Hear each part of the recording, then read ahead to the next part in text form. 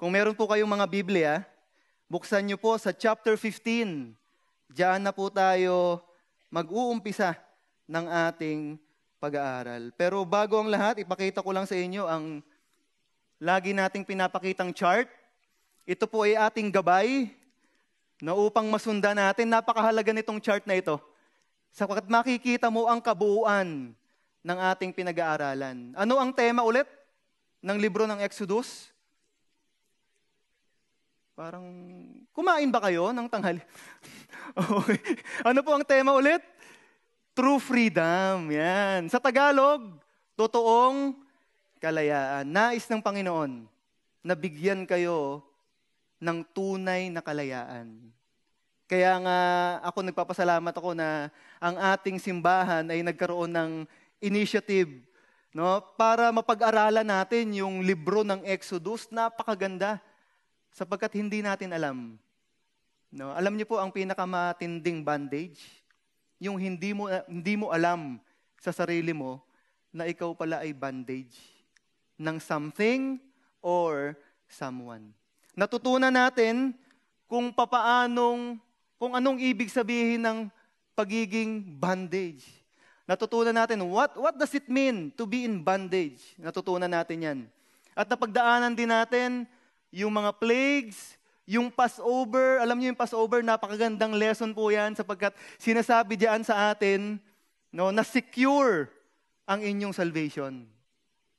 Ang ating kaligtasan ay hindi sa ating ginawa, kundi sa ginawa ni Kristo Jesus sa krus ng Kalbaryo.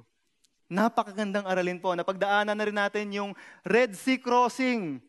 I think last Sunday, yan po ang inyong napag-aralan. Ngayon po, chapter 15. And nakita natin kung paanong ginabayan ng ating Panginoon ang kanyang mga tao, yung mga Israelita sa pagtawid nila sa Red Sea. Nakita natin kung paanong naging totoo ang Panginoon sa buhay nila. Nakita natin yung matinding miracle, an amazing event. Ano yon? Yung pag-divide ng Red Sea. No? Siguro, sabi ko sa sarili ko, Lord, ano kaya nandyan ako sa pagkakataon na yon? No? Napakagandang pagmasdan siguro na nahahati yung Red Sea. Dahil sabi ng Panginoon, no, mahati ka. Dakila ang Diyos, makapangyarihan ang Diyos. Can you imagine? During that time na hinahabol yung mga Israelites ng mga Egyptians, no? At pumunta sila sa dulo ng lupa. Sa harapan nila, Red Sea.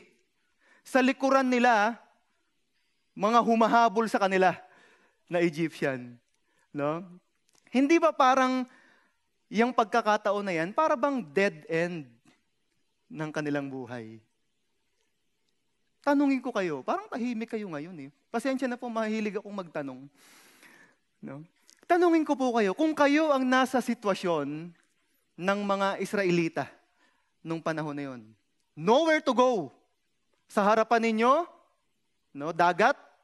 Sa likuran ninyo, mga taong dali-dali na gusto kayong patayin. Okay?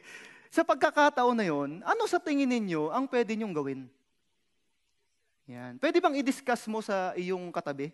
Kung merong kakatabi, yung konting-konting sagot mo lang. Yan. Ibibigyan ko kayo ng siguro mga 1 oras. Hindi. No? Sige, i-share mo lang sa kanya. No, ikaw ay isang Israelita nung panahon na yon. Nowhere to go, para bang dead end ng buhay mo. Okay, parang sa panahon natin ngayon, likuran mo, pader, harapan mo, asawa mo, paktay. Sabi ng iba, paktay. No? Dead end ng buhay. Sige nga, i-discuss mo nga ang iyong sagot, kapatid, sa iyong katabi. Kahit maiksi lamang. What will you do? You know what? Alam nyo ba ang ginawa ng mga Israelita? No? Konting review lamang bago tayo dumako sa ating kabanata, no? Yung chapter 15. ng Book of Exodus. Alam niyo kung anong ginawa nila at kung anong naging reaksyon nila? Sabi po dito sa Exodus 14, konting review lang po.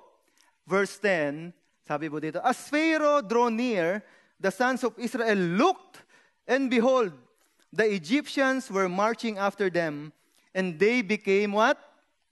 Very frightened. Sa Tagalog, natakot sila. Sino ba nang hindi matatakot? No, chariots ito. Mighty warrior ito ng mga Egyptian. Siguro ang sagot nyo rin dun yung sa katabi ninyo, siguro initial na reaction, matatakot kayo. Siguro ang ilan sa inyo, ang sagot, wala. Wala nang no choice. Nagets nyo yun? Wala nang no choice, tatalo na ako sa dagat. Talagang wala na kasi no choice pa. Di ba? Wala na, tatalo na ako sa dagat. Ito na to. Ito na ang pinakahihintay ko. Para bang ganun? No? So natakot sila. Ano ang initial na reaction? Natakot.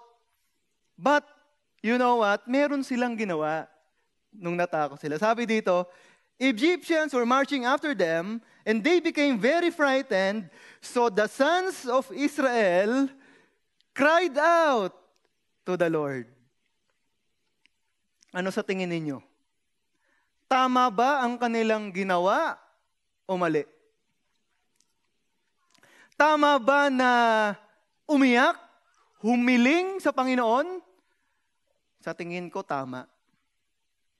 Pero if you will notice dito sa kwento na ito, kung inyong papansinin, hindi nagtagal ang kanilang panalangin sa Panginoon.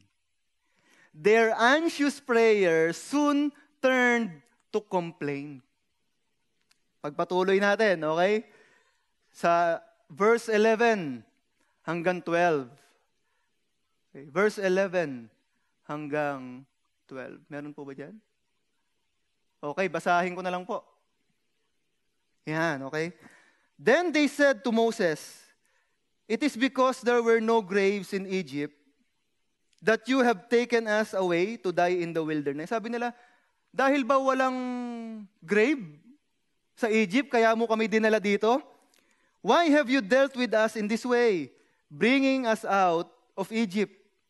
Is this not the word that we spoke to you in Egypt, saying, leave us alone, that we may serve the Egyptians, for it would have been better for us to serve the Egyptians than to die in the wilderness. Anong ibig sabihin niyang kwento na yan? Ito ang kwento. Sinasabihan nila si Moses na ito na nga ba ang sinasabi ko sa iyo, Moses eh.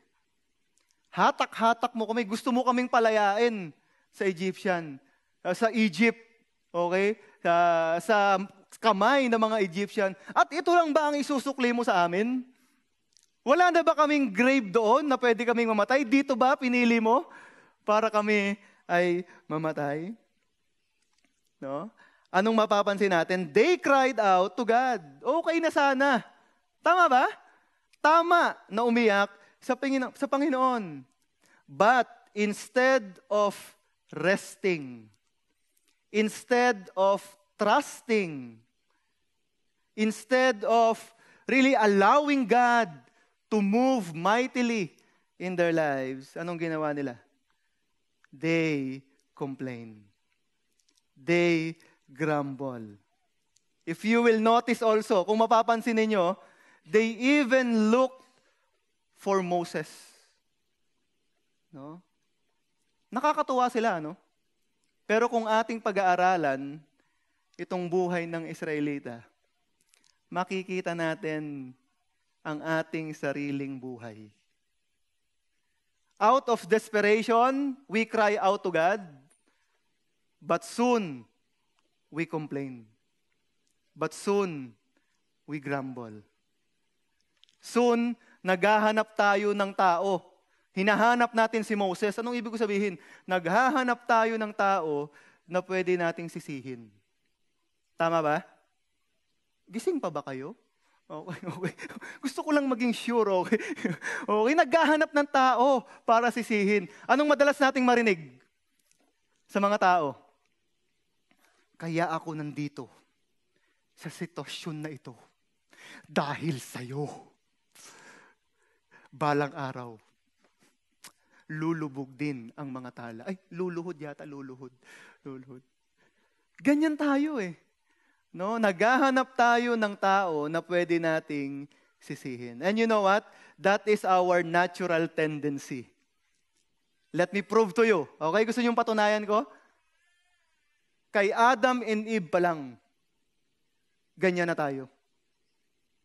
Nung nagkasala sila, no, at tinanong ng Panginoon si Adan, anong sabi ni Adan?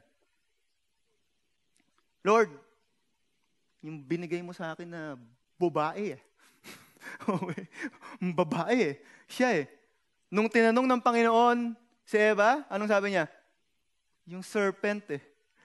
Yung serpent. Mahilig tayong manisi or maghanap ng sisisihin. Friends, let's go back to the circumstance wherein nasa dead end na sila ng buhay nila. Do you often find yourself in what it seems to be like the dead end of your life? Nakikita mo ba yung sarili mo na kung saan parang wala ng pag-asa? Parang, Lord, parang bibigay na ako. Para ba akong nakatalikod na sa isang pader at wala na akong pupuntahan? Nowhere to go. Let me ask you, what do you usually do kapag sa mga oras na yon? Maraming tao, they blame other people. Tama ba? Agree? Marami din namang tao, they blame God. And you know what? That is why today, this afternoon, napaka-importante po na ating maintindihan ang providing power ng ating Panginoon. So that you can praise Him with all of your heart and find rest and security towards God. What does it mean to trust the Lord?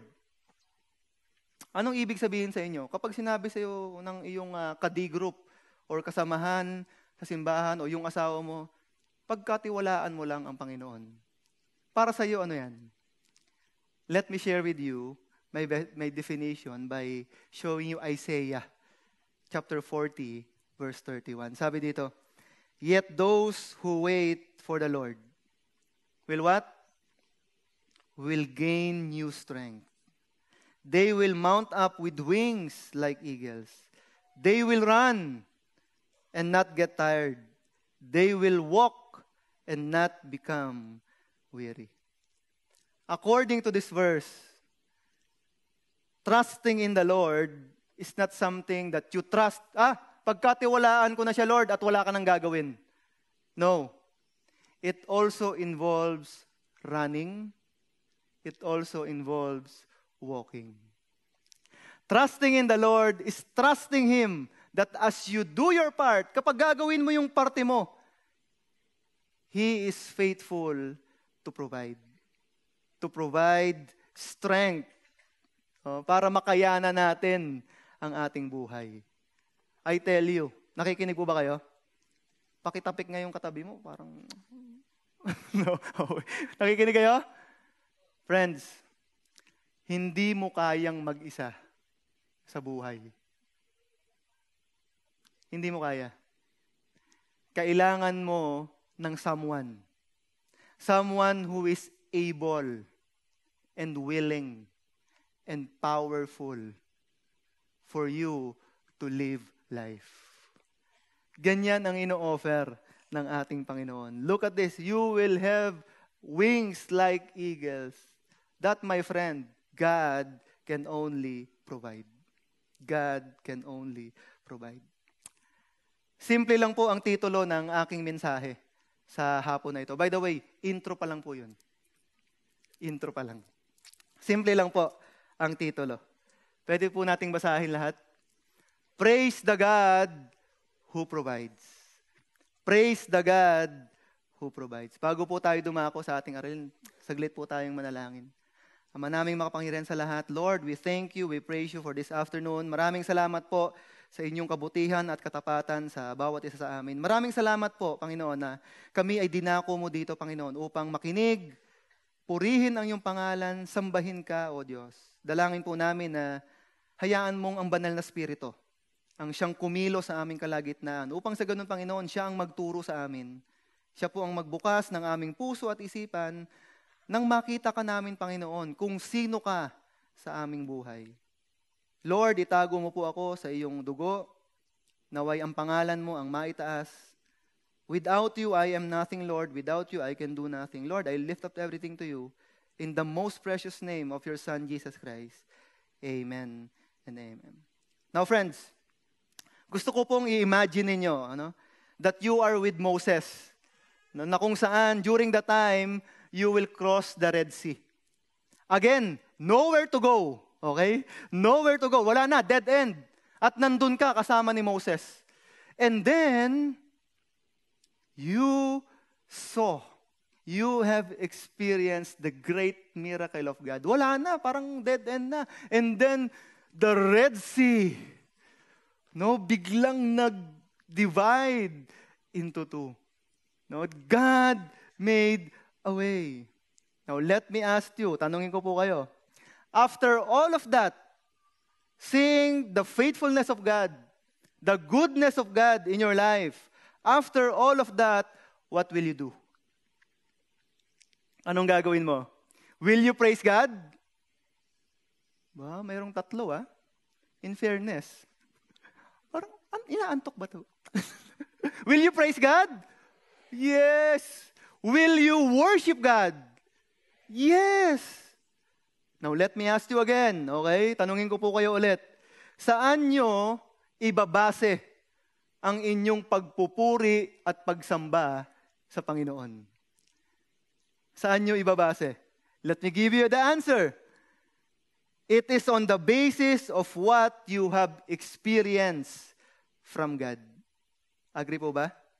If you experience God's goodness, then pupurihin mo siya sa kanyang kabutihan. If you experience God's faithfulness o yung katapatan niya sa buhay mo, pupurihin mo siya sa kanyang katapatan.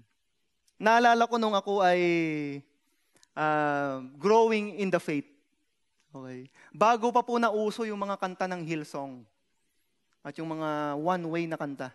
Bago pa nauso, meron akong isang favorite na kanta. Alam ko, marami sa inyo alam din ito. Ito yung kanta ni Don Moen na God will make a way. Natatandaan niyo po ba yun? Napakagandang kanta. Kung pahihintulutan niyo po, bibigyan ko kayo ng sample. Kasi minsan lang ko maimbitahan eh. Hindi, joke lang po. Pero ito ang lyrics. Gusto ko pong i-share sa inyo. Ito ang lyrics. God will make a way when there seems to be no way. He works in ways we cannot see. He will make a way for me. He will be my guide. Hold me closely to His side. With love and strength for each new day, God will make a way. God will make a way. Napakagandang kanta po yan. Alam niyo kung totoo po yan sa inyong buhay, yung kanta na yan hindi malalaos. Okay? Kung totoo na talagang God made a way in your life, you know what? God is indeed faithful and good. Napakabuti po ng Panginoon. Sa buhay ko, napakaraming beses na nag-provide ng daan, literally, ang Panginoon upang masunod ko siya sa aking buhay. By the way, pwede ko bang ipagpatuloy ang aking pagkanta? Yung iba sa inyo nakatulog na. Pero gusto kong i-share yung stanza. Related ito sa buhay ng mga Israelita. Ito yung sabi, by the roadway in the wilderness, He led me. Rivers in the desert will I see. Look at this. Heaven and earth will fade, but His word will still remain. Guys, alam niyo yung kasunod doon? And He will do something new today. Friends, God indeed provides. kung naniniwala kayo at talagang nananampalataya kayo sa Panginoon, He will do something new today. I don't know about your life. Hindi ko po alam kung anong estado na inyong buhay. Are you in the moment of your life na you feel like giving up? Suko na ako, Panginoon. Para bang dead end na ng aking buhay. Well, sabi ng kanta, don't lose hope. Continue to trust God. He was the God that turned sea into a dry land. Can you imagine? And you know what? Today, He is also the God that will provide a way in the dead ends of life. God is indeed faithful. Sobra po akong nakaka-relate sa mensahe ng kanta na yon. Sapagkat sabi ko nga po kanina, napakaraming beses sa aking buhay that God indeed made a way. Na-experience ko po ang kabutihan at katapatan ng Panginoon. That's why I'm always excited to worship God. I'm always excited. Nasasabik po ako kapag ako ay nagpupuri sa Panginoon. How about you guys? Kanina kumanta tayo ng pagpupuri, pagpapasalamat, no, pagsamba sa Panginoon. Excited po ba kayo every Sunday? O parang hila-hila ninyo ang inyong paa tuwing pupunta dito? No, tuwing Sunday, wag. Your basis is God's faithfulness and God's goodness in your life. Be excited. Be hopeful. You know, many people, marami pong mga tao, maraming mga tao hindi kayang kantahin ang kanta na yon. Or any worship song, hindi po nila kaya. Hindi dahil hindi nila alam yung lyrics. Hindi dahil hindi nila alam yung tono. Kung hindi dahil hindi nila naranasan ang kabutihan ng Panginoon sa kanilang buhay. Maraming mga tao, iba yung kanta sa sarili. It's more of anger. No? Galit, puot, pagtatampo.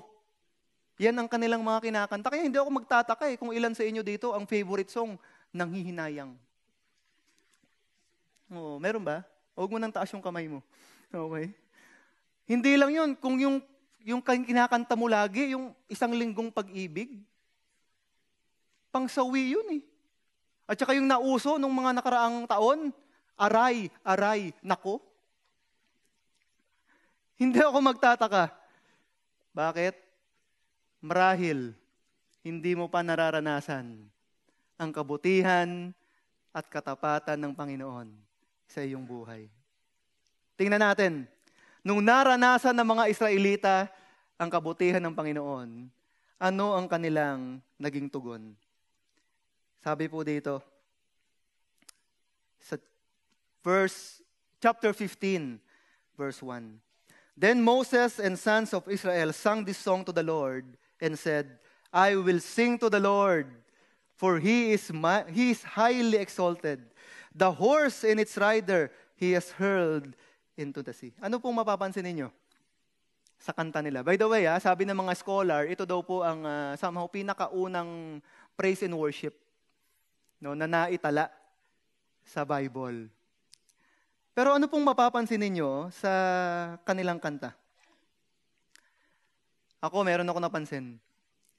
It's really an expression of their gratitude towards God.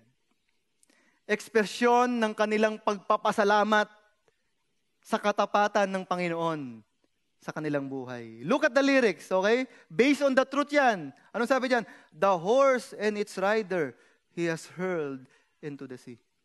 Hindi ba ganyan naman talaga ang nangyari? Tama ba? Meron akong nadiskubre. Ang hirap gumawa ng kanta para sa Panginoon kung hindi mo siya kilala sa iyong buhay. Ang hirap magpuri, ang hirap magsamba, ang hirap umawit sa Panginoon kung hindi siya totoo sa iyong buhay. why many of us, every Sunday during the praise and worship praise and worship segment ng ating pananambahan, nakaganda to. No? Para bang sinasabi mo sa Panginoon, Lord, anong meron ka dyan ngayon? Hindi ba? Tama ba? You know what? If you sing with all your heart. Because really, God is worthy to be praised. God is worthy to be praised. Kakanta ka lang din eh. No, kakanta ka lang din naman. Bakit hindi mo na ibigay ang buong puso mo para sa Panginoon? By the way, when I say worship, hindi lang po nangyayari yan tuwing linggo. Alam niyo po ba yon? Worship is a lifestyle. Moment by moment. Every minute, we are supposed to worship God in our lives. Sabi ko nga kanina, why many people cannot sing praises to God? Simple lang ang konklusyon. Napakahirap pilitin ang isang tao na magbigay ng papuri sa hindi naman niya kilala. Tama ba? Agree ba kayo? If you and I have truly experienced the amazing, redemptive power of God, well, we could praise Him to the best of our ability with all our heart. Let's continue. Verse 2. The Lord is my strength. Part pa rin po ito ng kanilang awit sa Panginoon. The Lord is my strength and song, and He has become my salvation. This is my God, and I will praise Him, my Father's God, and I will extol Him. Ano po ang mapapansin ninyo sa kanta na yan? Sa part ng awit na yan. Isa lang ang aking napansin. It is so God-centered, God-focused in nature. In short, it's all about God. You want to sing praises to God? Well, let me give you a friendly advice. Focus on who He is and what He has done for you. Not what you have done for Him. Huwag po kayong gumaya sa ibang mga tao na ang focus ng kanilang worship ay ang kanilang sarili. Gusto niyo, nakarinig na po ba kayo ng wrong kind of worship? Andyan pa po ba kayo? Nakarinig na po ba kayo ng wrong kind of worship? Maling worship. Well, let me show you a video. Okay? Wrong kind of worship. Some of you siguro napanood na ito, but tingnan natin ulit.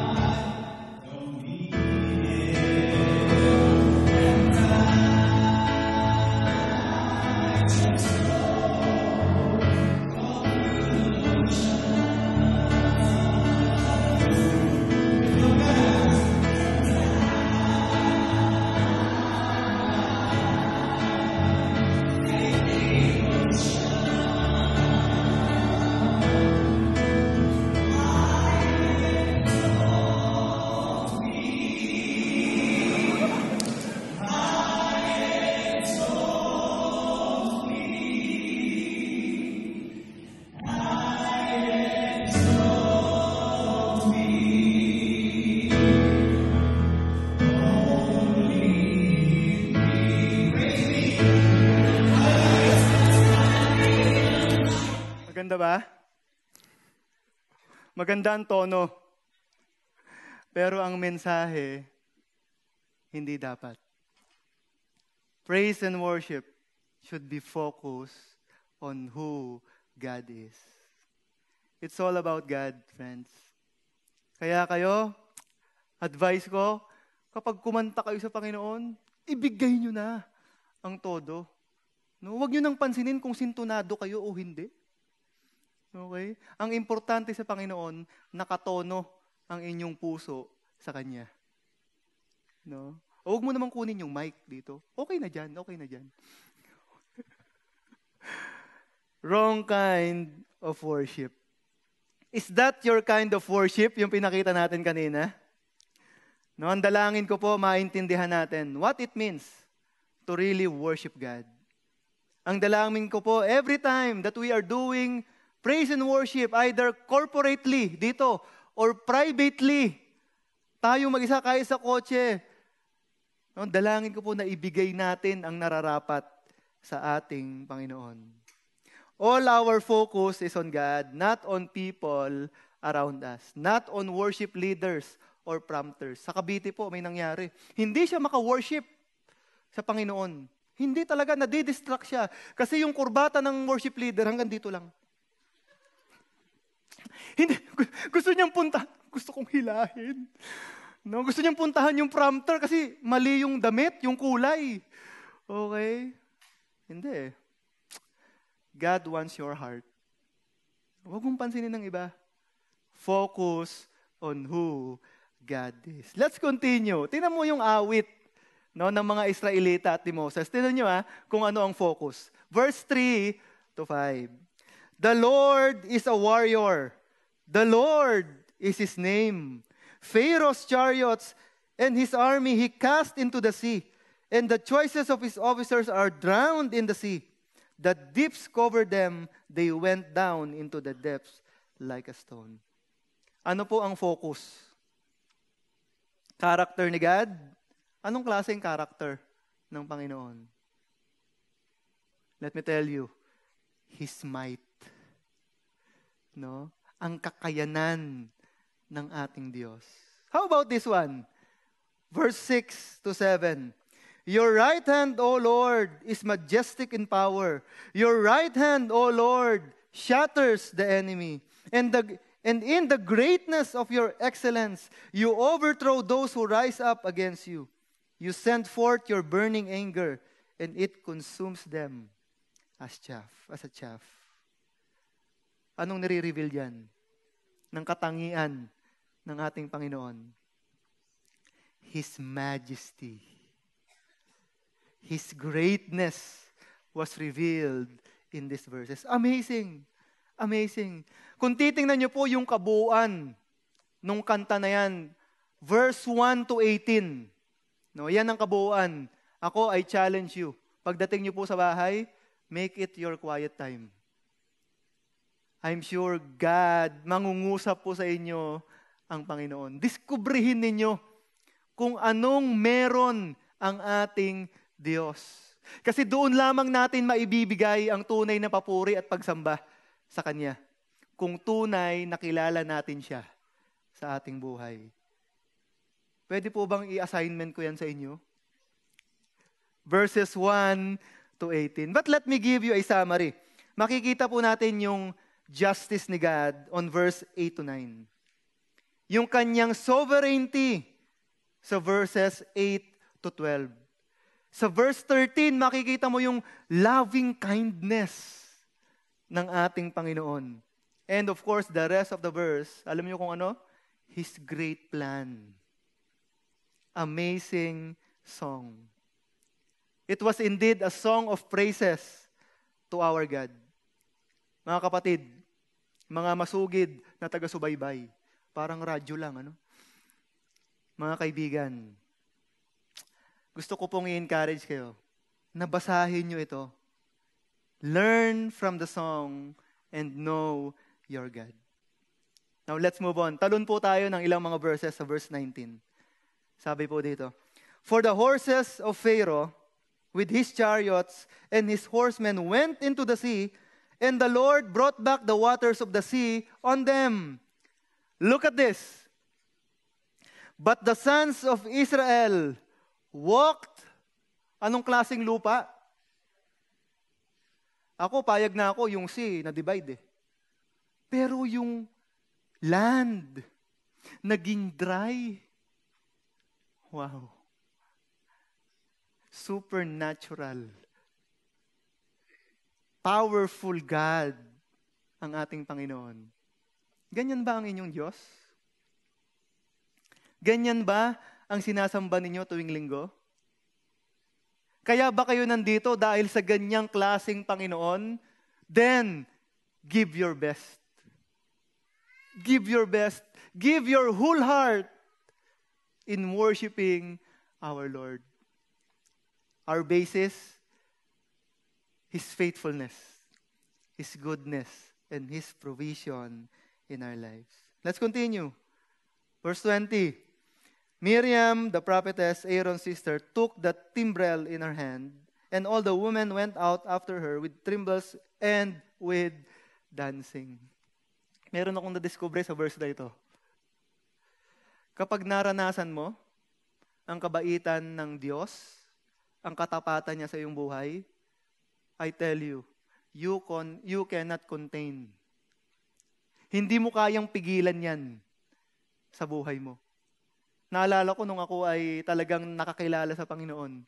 Now, by the way, lumaki po ako sa isang Christian family. And only during college years, yung pag-graduate ko po, naintindihan ko yung gospel. Pero nung high school and early part ng college, parang wala akong pinag-iba sa iba. Okay? Pero nung naintindihan ko yung gospel, naintindihan ko yung pag-ibig ng Panginoon, naintindihan ko yung pagpapatawad niya sa akin, lahat ng kanta na aking pinakikinggan, worship song. I cannot contain the goodness of God in my life. I cannot contain. Hindi ko maitago yung aking pagpupuri at pagpapasalamat sa Panginoon. Nakakalungkot sapagkat maraming Kristiyano ngayon, kapag tumatagal na sa pananampalataya, para bang nanlalamig. No? Para bang nawawala yung kanilang passion. Alam nyo, God is a God of many chances. Ngayon, maaaring sinasabi sa iyo ng Panginoon, mahal ka pa rin niya. Mahal pa rin tayo ng Diyos. Pero baguhin natin ang pagtrato natin sa Kanya. He deserves all our worship, the honor, our whole life. Maraming nagsasabi, Pastor Fred, bata ka pang pastor, ano? Marami ka pa dapat na pangarap na matutupad. Sabi ko, ang pangarap ko, makasama lang ang Panginoon. No, bata pa ako, pero alam nyo, I will set an example to the young. My desire is that all of us here this afternoon, we will understand how to praise the God who provides. How to worship Him with all of our hearts. And so, in these verses, merong celebration. Nakita ng mga tao ang kabutihan at katapatan ng Diyos. At hindi makontain ni Miriam. No? Kinuha niya yung tamburin. No? At hindi lang yon, sinamahan siya ng kanyang mga kaibigan. Nagkaroon ng sayawan. Gusto niyo ba ng happy ending? Kasi kung gusto niyo ng happy ending, pwede nating itigil yung kwento dito sa verse na ito. Dahil merong twist.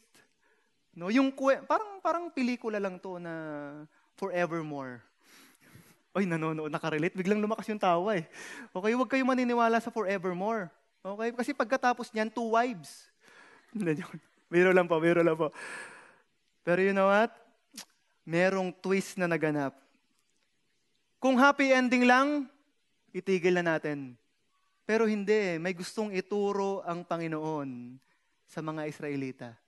May gustong ituro ang Panginoon sa atin ngayon. Pagpatuloy po natin, jump tayo, verse 22.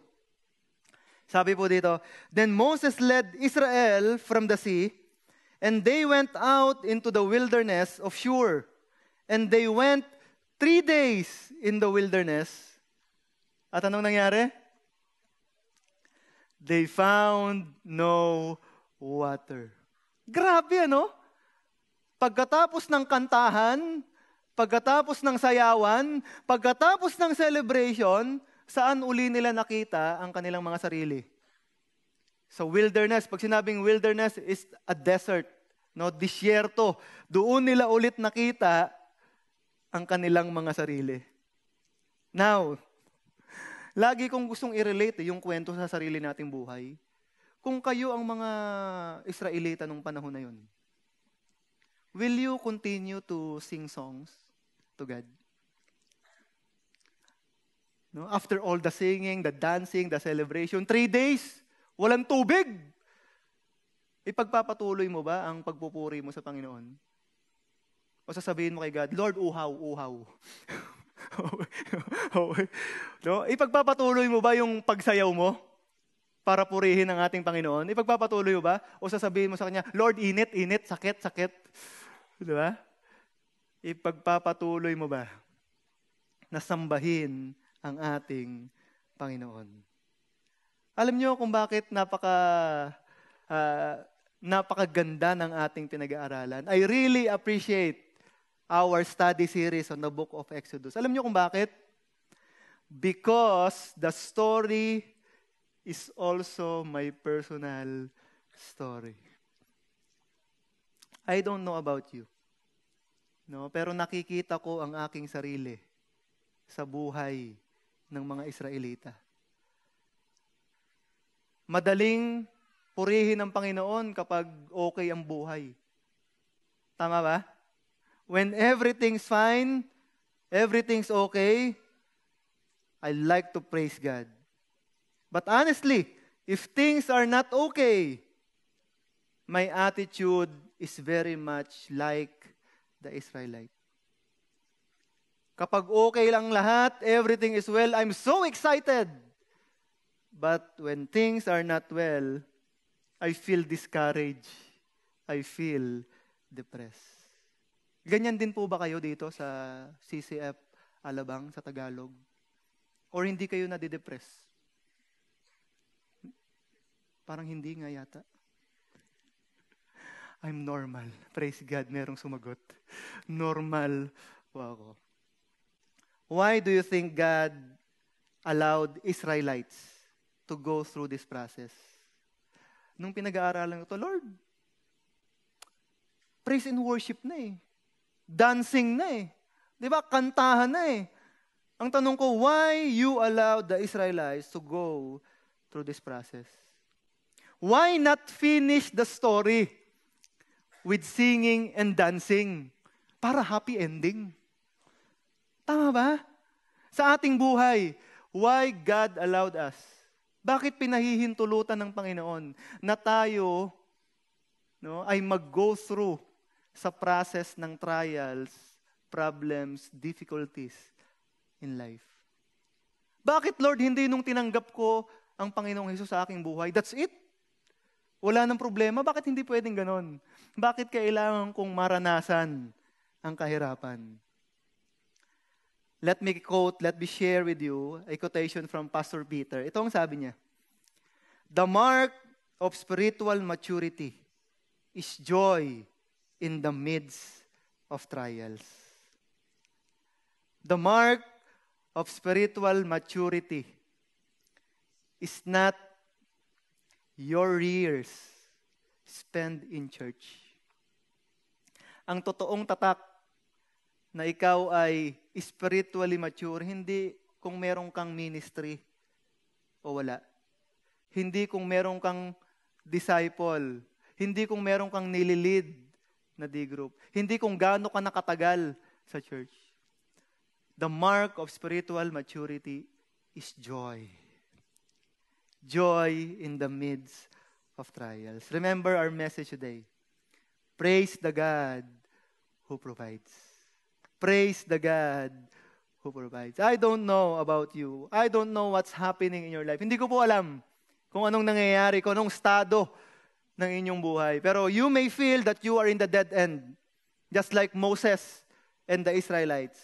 But come to think of it, sino ang nagdala sa kanila?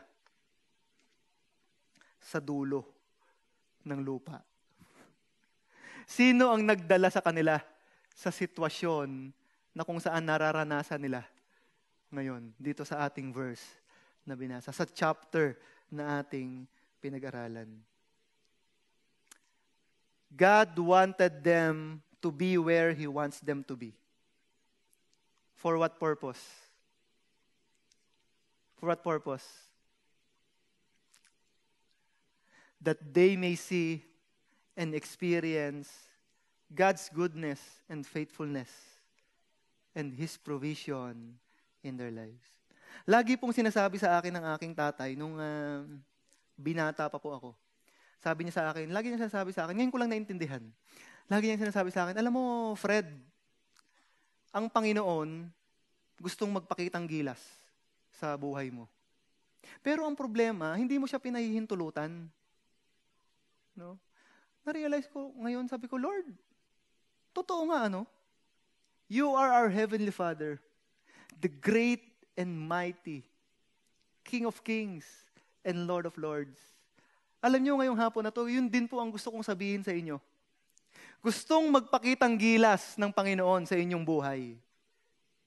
Pero madalas, hindi niya nagagawa. Bakit? Hindi niyo siya pinahihintulutan. Pag may problema, didiskarte kayo. Pag may problema, magrereklamo. By the way, marami po ba ditong nagrereklamo? Ako lang? Unfair? Naalala ko tuloy yung isang kapatid natin, ano? Sabi niya, ano ba naman yan? Ang init sa labas. Ang init-init. Pagpasok niya sa CCF, ano ba naman yan? Ang lamig. Ano ba talagang gusto mo? Malamig o mainit? Sabi ng Panginoon, pag lukewarm ka. Hindi ko na sinabi. No, naalala ko rin yung isang kapatid din natin. Mahal natin sila, by the way. No? During the time na dalawa po yung worship service sa CCF Imus. Nung una, yung first worship, Tagalog. No, yung pangalawa, English. Ako po ang preacher at talaga namang mali ko po pero in English ko yung Tagalog. No, nakatanggap ako ng letter sa tight envelope. Ang sabi, kapag Tagalog, Tagalog. Pag English, English.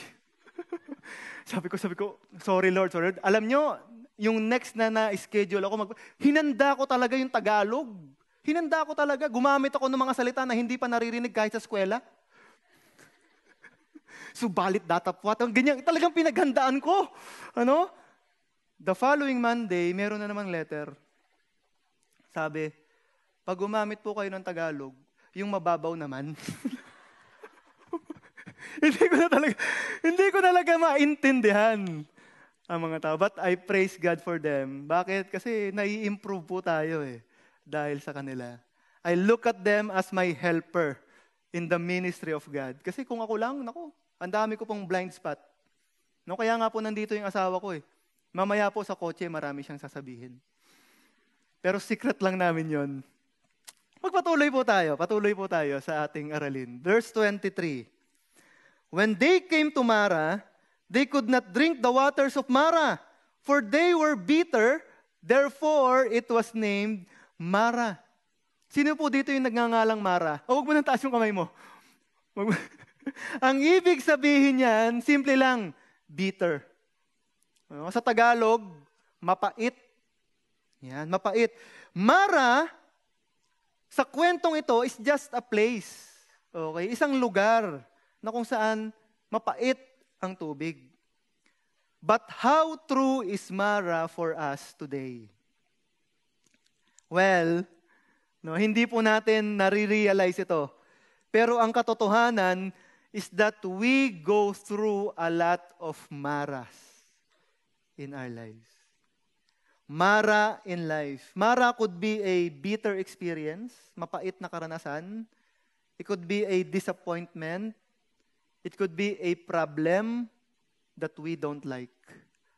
Yung bang mapait na pangyayari sa ating buhay. At ito, ang good news. Ewan ko kung good news ito. Whether we like it or not, we will encounter Mara. Tama po ba? Ayaw man natin o gustuhin man natin, we will encounter Mara. Problema sa ating mga anak, no? Problema sa ating asawa, no?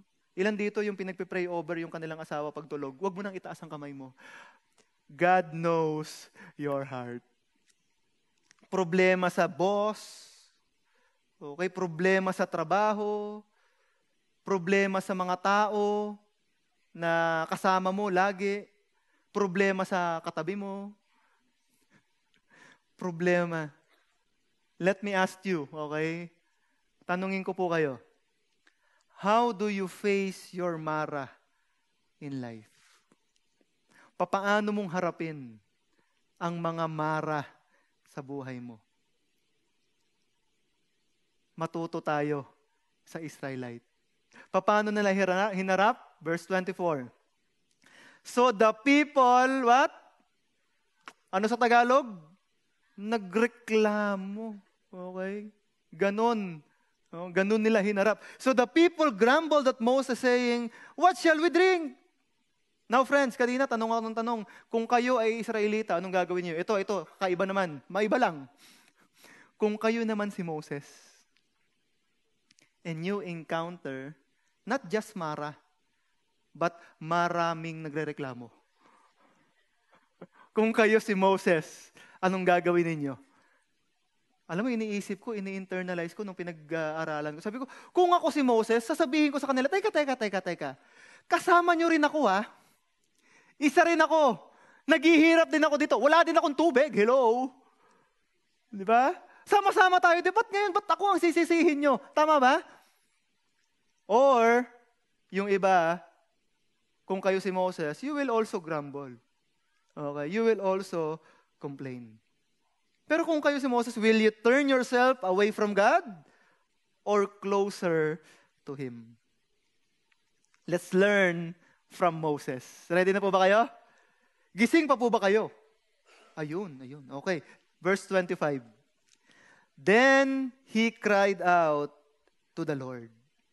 Then he cried out to the Lord. Anong initial reaction ni Moses? Away from God o closer to God? Learn from Moses. Matuto po tayo kay Moises. He cried out to the Lord. And you know what? Sabi dito, and the Lord, by the way, capital L-O-R-D. It means the great I am. The one true God. The Lord. Siya ang Panginoon. And the Lord showed him a tree, and he threw it into the waters, and the waters became sweet. There he made for them a statute and regulation, and there he tested them. Anong pwede nating matutunan sa verse na ito? When you encounter Mara in life, pwede mong gawin ang dalawang responses. Ano yon? You can either turn to people and find Moses, or you can cry out to God and turn to God. Alam nyo kung anong maganda kapag pinili mo yung pangalawa? You draw yourself closer to God. Alam mo kung anong maganda? Ito po yun. According to this verse, okay? According to this verse, you will experience, number 1, His provision. And number 2, and understand His purpose. Amen? Nakita niyo yun? You will experience God's provision and you will understand His purpose.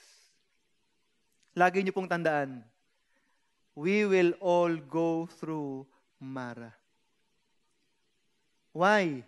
Because God is always after our character. Tayo, Hindi natin gusto ang mara sa buhay natin. By the way, meron ba dito na talagang gusto niyang yung trials at saka problem? Gusto niya talagang maranasan? Meron ba dito? I want to talk to you. Wala naman, ano? Gusto niyo ba ng difficulty? Gusto niyo ba yung mga mapapait na karanasan? Ayaw natin yon. Pero kailangan natin sa ating buhay. Kailangan natin. Why? You see guys, nakasulat dyan, tested. Tested. The word tested is the word in Hebrew. Sa original word, ang salitang nasa. N-A-S-A-H. Na ang ibig sabihin ay simple lang, to test the quality. Okay? To test the faithfulness. Nakita po natin, ang pagsubok ng Diyos ay iba sa pagsubok ng kaaway. When the devil tests us, it is tempting us to fall into sin.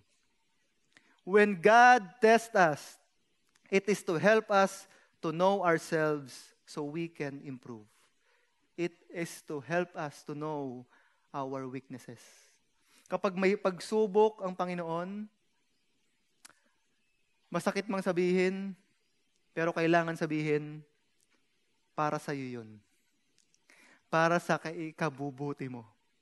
When God tests us, it will have a result. Let me show you the result. Sabi sa 1 Peter 1:6-7, in this you greatly rejoice, even though now for a little while, if necessary, you have been distressed by various trials. So that, what? Ano sabi dyan?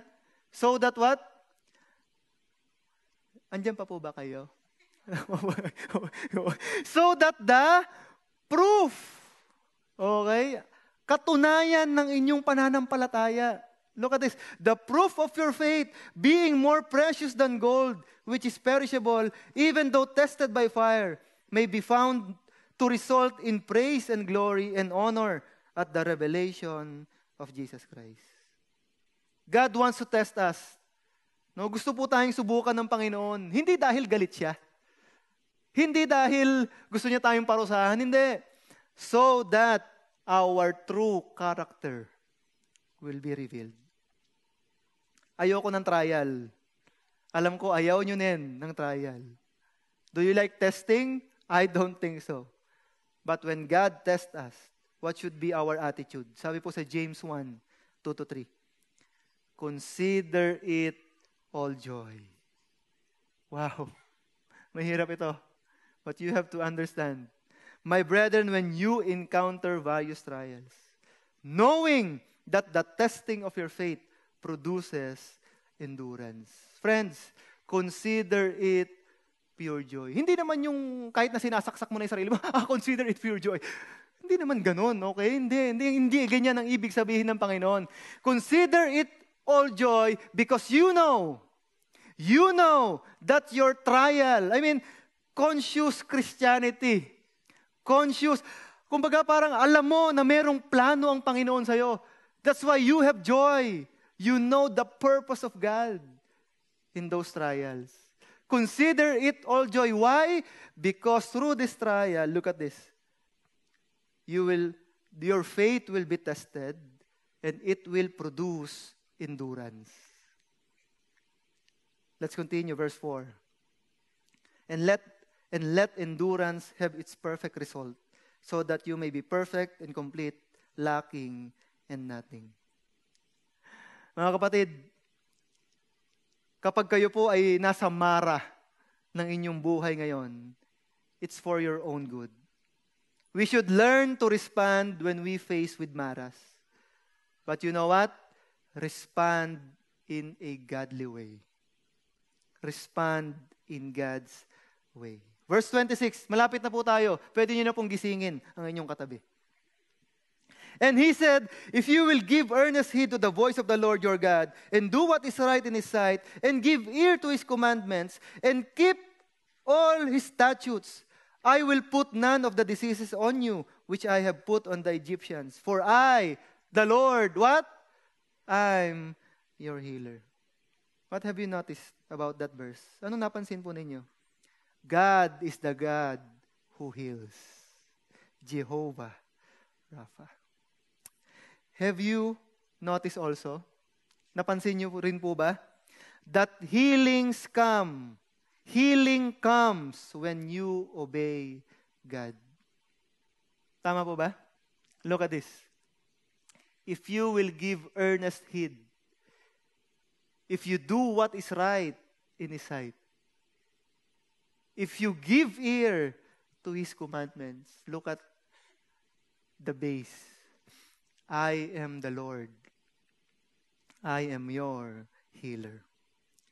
And I think not only physical healing, but most importantly, spiritual healing. Who among you joined the GLC program? Nag-GLC po. Pwede yung itaas ang kamay. Nag-GLC. Yan. Gusto ko pong i-share sa inyo ang isa sa mga subject namin na entitled Personal Development. Natuklasan po namin na ang buhay espiritual ay para bang interconnected sa lahat ng aspeto ng ating buhay. Kapag okay ka spiritually, alam mo, malaki ang tsansa na magiging okay din yung health mo. Bakit? Kapag okay ka spiritually, less stress. Tama ba? Natuklasan din namin na kapag ikaw okay spiritually, malaki din ang tsansa na mag-i-improve yung relationship mo sa ibang mga tao. Kasi kapag okay ka spiritually, makokontrol mo ang iyong emotion. Then, relationships will improve. Hindi lang yon. If you are okay spiritually, you will have motivation in life. You will have strength. You will have purpose in life. You see, friends? Kaya nung sinabi ng Panginoon dito, I am the Lord, I am the healer. Well, for me, He is the great healer. May nagtatanong, anong espesyalista daw si God? Let me answer that. All. All. Lahat pwede niyang pagalingin. But the most important part is our soul. You see, friends, God may lead us to Mara. He may also lead us to testing. But in the midst of all of this, sa kalagitnaan ng Mara at ng testing, He also provides healing. Tama ba? Ayaw niyo pa nun? God is the God who provides. Friends, last verse. Sabi po dito, Then they came to Elim where there were 12 springs of water and 70 date palms, and they camped there beside the waters. Praise God. Sometimes He brings us to Mara. Sometimes He brings us to Elim. In short, God wants us to enjoy life. In fact, He provides vacation. Ang sarap nito, ha? Di ba? Bakasyon ito. Ibig sabihin po niyan, He provides rest and even provides healing. Nakikita niyo po ba ang kabutihan ng Panginoon kahit na ang mga tao ay talagang nagrereklamo? Hindi ba ganyan din ang Panginoon sa buhay natin? Madalas din tayong magreklamo. Actually, kawawa na ngayon traffic enforcer dyan sa kanto. Kasi malayo pa lang, sinisisi na natin siya. Malayo pa lang traffic, ay siguro may traffic enforcer dyan. Sigurado ako. Tama ba? Kawawa naman. No? Pagdating mo, wala pala, ay, nag-break. God is good. At alam niyo po, God's ability to provide is not based on our goodness towards Him. It is always based on His attribute, His character. He is not God if He has no ability to provide. Is God good? Is God faithful? Is that your God? Sabi ni Don Kistler, the person with a discontented heart has the attitude that everything he does for God is too much and everything God does for him is too little. You want a solution for grumbling? Be thankful. Kaya nga sinasabi ng Bible, count your blessings. Notice, yung mga tao na hindi nagbibilang ng kanilang biyaya sa Panginoon, ito yung mga tao na laging nakasimangot. Laging nagrereklamo. Tingnan mo yung katabi mo. Hindi siya, pero tingnan mo lang siya. Friends, allow me to close by sharing how God blessed me through my own personal experience of Him. It was 2.5 years ago when I decided to go full-time in God's ministry. Before that, I can truly say that life was indeed good. I have a good job. My wife, during that time, meron din po siyang trabaho. And everything was okay. But God tested us on the area of finances. It was 1.5 years ago that we experienced financial difficulty. During that time, I was already full-time in ministry. By the way, kinikwento ko po ito not to get from you. Okay? Okay na po ako. God indeed provide, okay? But I want to share with you my experience that God really provides. During that time, I was already full-time in the ministry. We are not totally bankrupt, but somehow I feel that everything we have, especially money, was just enough. And sometimes not enough. And so, I was asking God, Lord, bakit ganun? Sumunod naman ako sa iyo Why am I experiencing this kind of trial? But then during that time, I chose to seek God's answer from His Word. And one of my quiet time, the Lord led me to Deuteronomy chapter 8. It was God's reminder to His people, the Israelites, to always remember Him. And when I've read that verse, it was as if God is really talking to me face to face. Gusto niyo po bang makita yung verse? Let me show you the verse. Deuteronomy 8, verse 2. You shall remember all the way which the Lord your God has led you in the wilderness these 40 years, that He might humble you, testing you, to know what was in your heart, whether you would keep His commandments or not. Nung nabasa ko ito, sabi ko, Lord, you are indeed good and faithful. And then verse 3, sabi po dito, He humbled you and let you be hungry, and fed you with manna which you did not know, nor your fathers know, that He might make you understand. Look at this. That man does not live by bread alone, but man lives everything that proceeds out of the mouth of the Lord. Mga kapatid, yung nabasa ko po itong verse na ito, talaga namang naiyak po ako. And I shared it to my wife.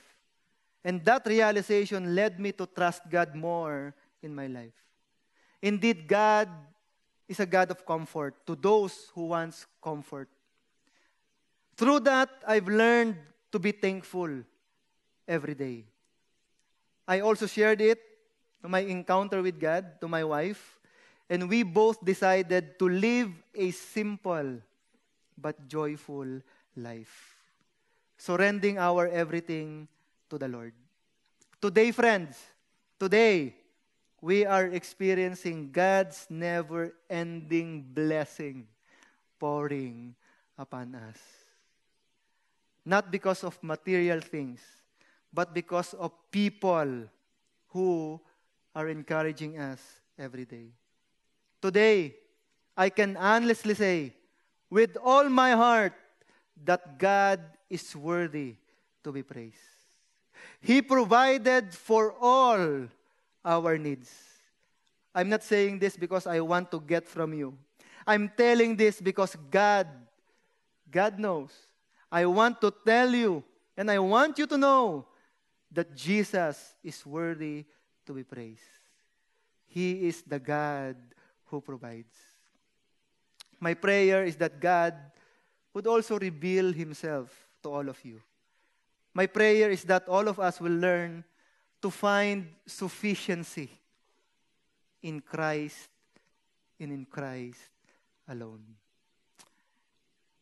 May nagsulat, sabi dito, you can never learn that Christ is all you need until Christ is all you have. Boom! Yung apelido niya. Yung apelido niya.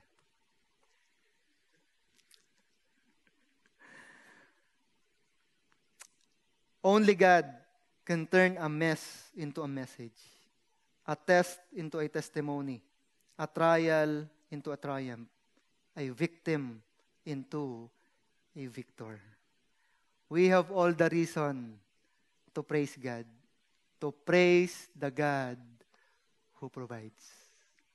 Amen? Amen. Let's all pray. Father in heaven, indeed, maraming salamat, Panginoon, sa magandang araw na ipinagkaloob niyo sa amin. Maraming salamat sa inyong katapatan sa aming buhay. Maraming salamat, Panginoon, sa inyong kabutihan. Lord, naway ang mga natutunan namin sa hapong ito ay hindi lamang po namin marinig, kundi po, Panginoon, isa puso namin at higit sa lahat, isa buhay namin. Tulungan mo po kami, O Diyos, sapagkat maraming pagkakataon sa aming buhay na talaga namang nasusubukan ang aming pananampalataya. Naway gamitin mo ang mga tao upang palakasin ang bawat isa.